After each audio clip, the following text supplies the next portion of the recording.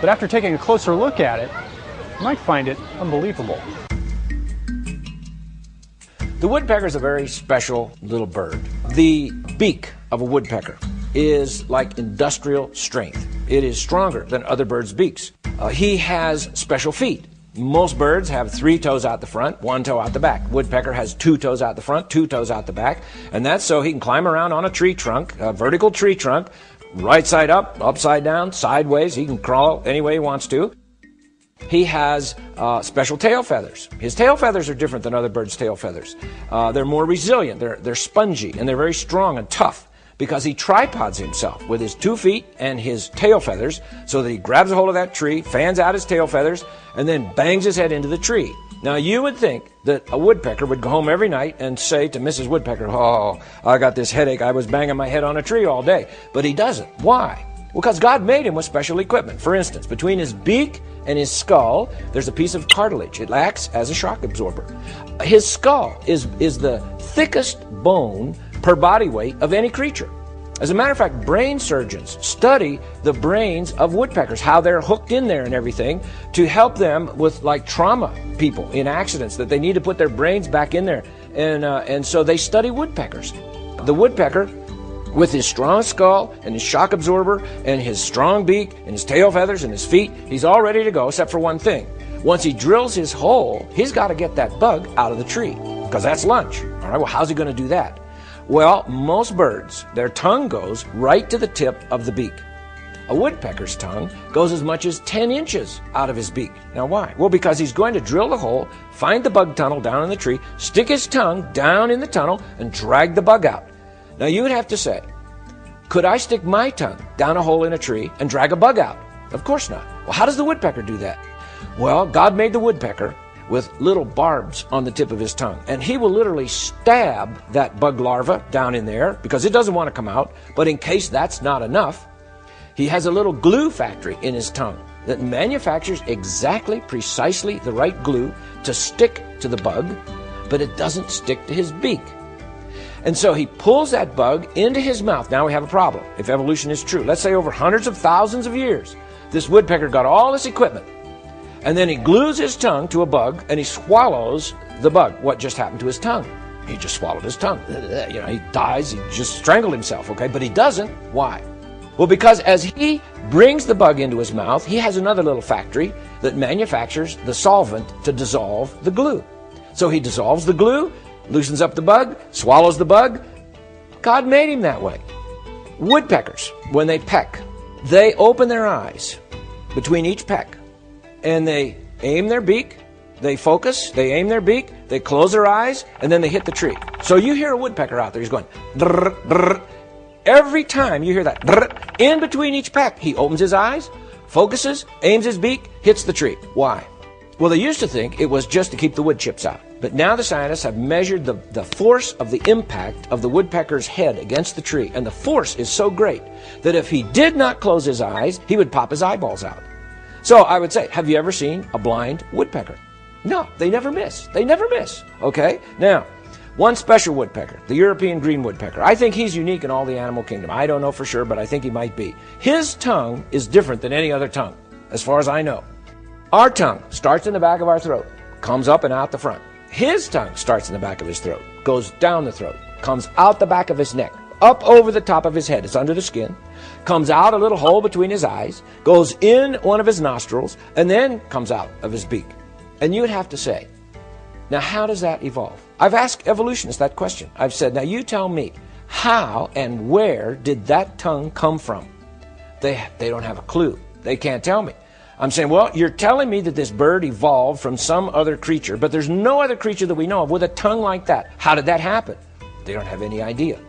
So what could I say as a creationist? I would say God made that little woodpecker, and I think he made that woodpecker to challenge the evolutionary community.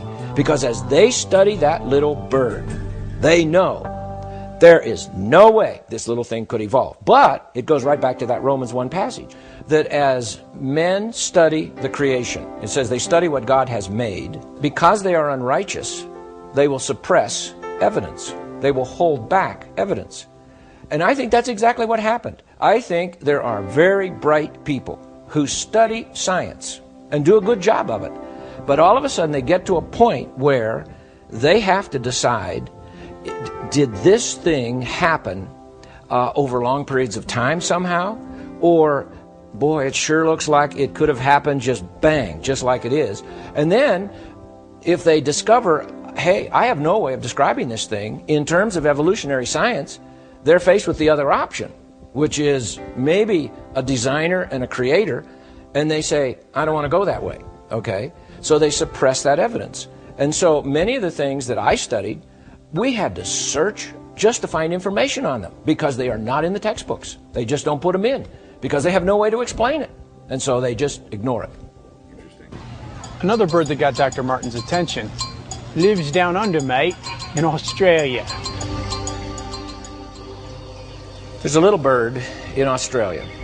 It's called the Australian incubator bird. Some people call it the mound builder. Sometimes it's called the brush turkey. And there's different species. We'll talk about one in particular. But this little bird, about 3.5 to 4 pounds, the female has 2 jobs. Her first job is to check out the nest and see if it's going to be okay. The male builds the nest, and then the female checks it out. Now you would say, well, big deal. She's going to check out the nest. Well, this nest is not like any other nest. Some of these nests have been measured at 20 feet across and as much as 50 feet high. And some of them dig down into the dirt 3 to 6 feet. So it's like a huge, that's why they're called the mound builders. It's like a huge mulch pile. So she comes and she digs down in there, and she comes out and says to Mr. Bird, I don't like this one. And so he says, okay, hang on for a couple months, I'll build you another one. Okay, so he builds her another one. Let's say she likes this one. Now she goes to job number 2. And that is, she lays eggs. Now she lays 1 egg every 3 days for 7 months. And it's a little 3.5 to 4 pound bird, and the eggs are almost a ½ pound each. They're almost as big as an ostrich egg. Impossible, impossible. She's dead. I mean, you can't do that, okay? But she does. Now, this one species, the female makes a very thick shell on the eggs, and it has pores. All birds' eggs have pores. That's how they breathe. But this one, the pores are shaped like little ice cream cones.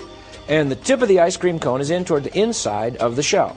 So as the chick begins to develop inside the shell, he gets to a certain day and he can't get enough air. He's going, I can't get enough air. And so he begins to shave off, scrape off the inside layer of the shell. And that makes the holes bigger. He's going up the ice cream cone. So now he can breathe. And so he does that all the way along till he finally breaks out of the shell. Now the male bird takes care of the nest. The female, once she lays the eggs, she just goes off, and now he takes care of the nest. Now you would say, well, is that a big problem? Well, yes, because each species has some different qualifications for the nest. And this one I'm going to talk about, the male keeps the nest at 91 degrees Fahrenheit for 7 months. And if it varies by much more than a degree on either side of 91 degrees Fahrenheit, the chicks die.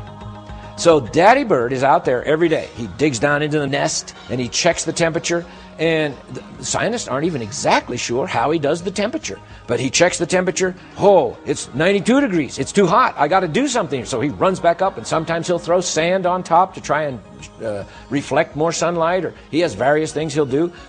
He also keeps that nest at about 99.5% humidity. If it gets down to about 80%, the chicks dry out, the eggs dry out. He has to keep it at roughly 99% humidity. So 91 degrees Fahrenheit, 99% humidity. That's impossible for a little 3.5 pound, 4 pound bird. When the chick hatches out of its egg, it has all of its feathers. As far as I know, it's the only bird that it's ready to fly. But it can't fly because it's down deep in a big mulch pile. Now, nobody feeds this little bird. Dad doesn't feed the bird. Mommy bird doesn't feed the little baby. They come out of the egg, and then they somehow know, I got to get out of here. So they turn over on their back, and they begin to scrape the sticks and leaves on top of them, and it'll drop down on their chest, and they shake it off their chest, pack it down with their little wings, dig some more, falls down, shake it off, pack it down. It takes up to 3 days for them to dig out of the nest. And nobody told them to do that. Nobody told them to go. Which way? Which way do I go? But how do they know that? You see, well, evolution can't explain those kinds of things. All right, so here it comes. He's out of the nest. Nobody shows it what to eat. He goes off. He knows what to eat. He knows how to catch it and find it. And then the next year, the male bird is going to build a nest. But Daddy